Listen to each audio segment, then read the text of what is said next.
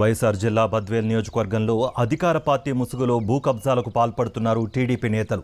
B Koduru మండలం ప్రబలవీడు గ్రామంలో 4 ఎకరాలకు పైగా శ్మశాన స్థలాన్ని కబ్జా చేశారంటూ ఆవేదన వ్యక్తం చేశారు గ్రామస్తులు. పలుమార్లు అధికారులకు ఫిర్యాదు చేసినా పట్టించుకోలేదంటూ గ్రామస్తులు ఆవేదన వ్యక్తం చేశారు. శ్మశాన స్థలంలో పంటలు వేసుకుని సాగు చేస్తున్నారు అధికార పార్టీ నాయకులు. ఇప్పటికైనా అధికారులు స్పందించి కబ్జాకు గురైన శ్మశాన స్థలాన్ని కాపాడాలంటూ గ్రామస్తులు ఆవేదన వ్యక్తం చేశారు.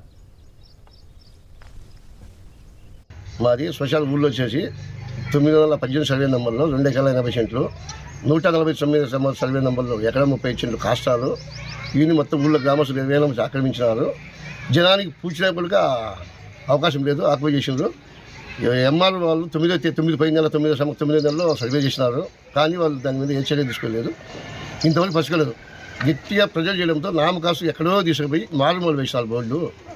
మీరే చూడండి, ఒకసారి పరీక్ష చూడండి.